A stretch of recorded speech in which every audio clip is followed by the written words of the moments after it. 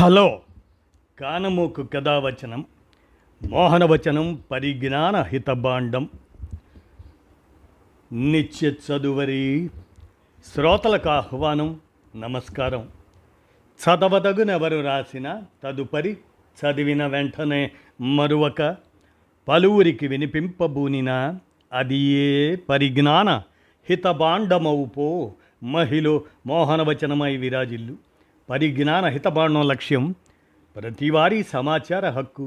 ఆ స్ఫూర్తితోనే ఇప్పుడు పివి సుబ్బారెడ్డి విరచిత అంశంగా ఆంధ్రప్రదేశ్కు 40 నదుల జలసిరి అనేటువంటి అంశాన్ని మన కానమోకు కథావచన శ్రోతలకు అవగాహన నిమిత్తం ఈ అంశాన్ని వినిపిస్తాను, వినండి. ఆంధ్రప్రదేశ్కు 40 నదుల జలసిరి. ఇక వినండి ఈ అంశాన్ని. వ్యవసాయ ప్రధాన రాష్ట్రమైన ఆంధ్రప్రదేశ్ దాని మనుగడ, అభివృద్ధి, ఆర్థిక ప్రగతిలో నదులు, నీటిపారుదల వ్యవస్థ అత్యంత కీలకం. తాగు, సాగునీటి అవసరాలు, ఆహార భద్రత, పారిశ్రామిక ప్రగతిని నిర్ణయించడంలో సాగునీటి ప్రాజెక్టులు ముఖ్య ఆధారంగా మారాయి. జలవనరుల సక్రమ వినియోగం విషయంలో మొదటి నుంచి ముందంజలో ఉన్న ఆంధ్రప్రదేశ్ విభజన అనంతరం కూడా అదే ఒరబడిని కొనసాగిస్తుంది. జలయజ్ఞంలో ప్రారంభించిన ప్రాజెక్టుల నిర్మాణం, అభివృద్ధికి అధిక ప్రాధాన్యం ఇస్తుంది. రాష్ట్ర నీటిపారుదల సమగ్ర స్వరూపాన్ని ఆవిష్కరించే ఈ అంశాన్ని మన అవగాహన కోసం మీరు వినండి. కీలక నదులు, వాటిపై ఉన్న ప్రాజెక్టులు, నికర జలాలు, మిగులు జలాలకు ఉండే ప్రాధాన్యం, కృష్ణా, గోదావరి నదుల నికర జలాల పంపకంలో తెలంగాణతో ఉన్న వివాదాలు తదితర సమకాలీన సవాళ్లను మనం తెలుసుకోవాలి. ఆంధ్రప్రదేశ్లో నీటిపారుదల అనే అంశాన్ని పరిశీలిస్తే ఆంధ్రప్రదేశ్ అత్యధిక నదీ వనరుల ఉన్న రాష్ట్రం. ప్రధాన, మధ్యస్థ, చిన్న నదులు 40కి పైగా ప్రవహిస్తున్నాయి. అందుకే దీనిని 40 నదీ వ్యవస్థలు ఉన్న రాష్ట్రంగా పేర్కొంటారు. భారతదేశంలో అతి పొడవైన ప్రధాన అంతర్రాష్ట్ర నదుల్లో ఒకటైన గోదావరితో పాటు కృష్ణా, పెన్నా, వంశధార, నాగావళి నదులు ఆంధ్రప్రదేశ్ రాష్ట్ర జల వ్యవస్థలో కీలక పాత్ర పోషిస్తున్నాయి. రాష్ట్రంలోని చాలా నదులు వాయవ్యం నుంచి ఆగ్నేయం వైపు ప్రవహించి బంగాళాఖాతంలో కలుస్తాయి. ఆంధ్రప్రదేశ్కు 1053 కిలోమీటర్ల తీర ప్రాంతం ఉంది. సారవంతమైన కృష్ణా, గోదావరి డెల్టా, అధిక ఉత్పాదకత కారణంగా ఆంధ్రప్రదేశ్ను భారతదేశపు వరిగిన్నె అని పిలుస్తారు. రాష్ట్రంలో ఉన్న 40 నదుల్లో 15 నదులు అంతర్రాష్ట్ర నదులు. ఆంధ్రప్రదేశ్లో ప్రస్తుతం ఉన్న ప్రాజెక్టుల ద్వారా నీటిపారుదల వినియోగం 1300 టీఎంసీలు. ప్రస్తుతం నిర్మాణంలో ఉన్న ప్రాజెక్టుల ద్వారా మరో 721 టీఎంసీల నీరు అందుబాటులోకి వస్తుంది. సాగునీటిని టీఎంసీల్లో కొలుస్తారు. టీఎంసీ అంటే 1000 మిలియన్ క్యూబిక్ అడుగులు, 100 కోటి ఘనపుట అడుగులు అన్నమాట. దీనిని టీఎంసీఎఫ్టీ అని కూడా పిలుస్తారు, రాస్తారు కూడా.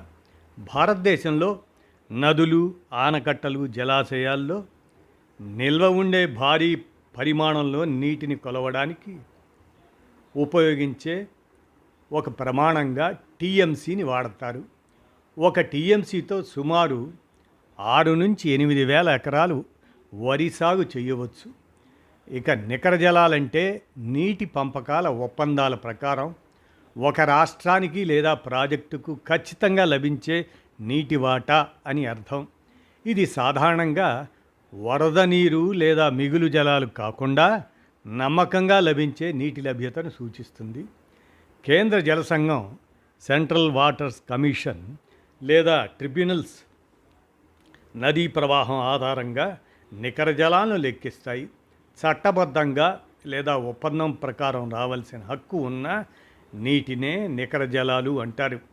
కృష్ణా, గోదావరి లాంటి నదీ జలాల పంపకాల్లో నికర జలాల వాటా, దాని విషయంలో తరచూ 2 తెలుగు రాష్ట్రాల మధ్య వివాదాలు జరుగుతుంటాయి. మిగులు జలాలు అంటే నికర జలాలకు మించి అందుబాటులో ఉన్న నీటి పరిమాణం. నదీ బేసిన్లో ఉన్న అన్ని ప్రాజెక్టుల అవసరాలు, ఒప్పందాలు లేదా నికర జలాలు మినహా మిగిలిన నీటిని మిగులు జలాలుగా పిలుస్తారు. ఇవి సాధారణంగా వరద సమయంలో సముద్రంలోకి వృధాగా పోయే నీరు. దీనిని నిల్వ చేసి వాడుకోవటం పైన రాష్ట్రాల మధ్య వివాదాలు వస్తుంటాయి. మిగులు జలాలు కేవలం ఒక రాష్ట్రానికి మాత్రమే చెందవని, పరివాహకం అదే బేసిన్లోని అన్ని రాష్ట్రాలకు ఆ హక్కు ఉంటుందని ట్రిబ్యునల్స్ పేర్కొంటాయి. అలాగనే మనం AP state irrigation development corporation అనేది ఒకటి ఉన్నది. అది ఆంధ్రప్రదేశ్ రాష్ట్ర సాగునీటి అభివృద్ధి సంస్థగా పిలిచే ఏపీఎస్ఐడిసిని 1974లో ప్రారంభించారు. రాష్ట్రంలోని రైతులకు సాగునీటి వసతులను కల్పించటం, ముఖ్యంగా ఎత్తిపోతల పథకాల ద్వారా వెనుకబడిన భూములకు నీరు అందించటం ఈ ఏపీఎస్ఐడిసి ప్రధాన లక్ష్యం. 10,000 ఎకరాల్లోపు ఆయకట్టు ఉన్న ఎత్తిపోతల ప్రాజెక్టులను ఈ సంస్థ నిర్మిస్తుంది. దీని ద్వారా 2024 నాటికి 8.11 లక్షల హెక్టార్లకు ఆయకట్టు సామర్థ్యం కల్పించారు. మారిన ప్రభుత్వ విధానంలో భాగంగా ఏపీఎస్ఐడిసి ద్వారా నిర్మించే ఎత్తిపోతల ప్రాజెక్టుల ఆయకట్టు పరిమితిని 10,000 ఎకరాల నుంచి 25,000 ఎకరాలకు పెంచారు. ఈ సంస్థ ద్వారా నిర్మించే ఎత్తిపోతల ప్రాజెక్టులకు రోజుకు 16 గంటలు ఉచిత విద్యుత్ అందించేందుకు ప్రత్యేక విద్యుత్ కనెక్షన్ల వ్యవస్థ ఏర్పాటైంది. మరి ఇక మనం జలయజ్ఞం అనేటువంటి ఒక అంశాన్ని కూడా మనం అనుభవంలోకి తీసుకోవాలి. జలయజ్ఞం అనేది ఉమ్మడి రాష్ట్ర మాజీ ముఖ్యమంత్రి వైఎస్ రాజశేఖర రెడ్డి నేతృత్వంలోని ఆంధ్రప్రదేశ్ ప్రభుత్వం 2004 అక్టోబర్లో ప్రారంభించి భారీ నీటి నిర్వహణ కార్యక్రమం అది. మరి 86 నీటిపారుదల ప్రాజెక్టులకు పూర్తి చేయడం, 97.46 వేల లక్షల ఎకరాలను సాగునీటి కిందకు తీసుకురావటం, తెలంగాణ రాయలసీమలోని కరువు పీడిత ప్రాంతాలకు నీటిని అందించటం ఆనాటి లక్ష్యం. ఈ కార్యక్రమం ద్వారా కొత్త నీటిపారుదల వ్యవస్థను ఏర్పాటు చేయటం, రాష్ట్ర జనాభాలో 4వ వంతు మందికి తాగునీరు అందించటం, 2,700 మెగావాట్ల విద్యుత్ ఉత్పత్తి చేయటం, ఇక ఇతర లక్ష్యాలు. ఆంధ్రప్రదేశ్ రాష్ట్ర విభజన 2014 అనంతరం రాష్ట్రంలో ప్రాజెక్టుల సంఖ్య 54. జలయజ్ఞంలో భాగంగా ఏపీలో పూర్తి చేసిన మొదటి నీటిపారుదల ప్రాజెక్టుగా జంఝావతి రబ్బర్ డ్యాం అది గుర్తింపు పొందింది. దీనిని పార్వతీపురం, మన్యం జిల్లా, కొమరాడ మండలం, రాజ్యలక్ష్మీపురం గ్రామంలో నాగావళి నది ఉపనది జంఝావతిపై నిర్మించారు. ఇది భారతదేశంలో మొట్టమొదటి రబ్బరు డ్యాం, ఆసియా అతిపెద్ద రబ్బరు డ్యాంగా గుర్తింపు పొందింది. ఇది 24,640 ఎకరాలకు సాగునీరు అందించే ఈ ప్రాజెక్టుకు 2006 జనవరి 1న ప్రారంభించారు.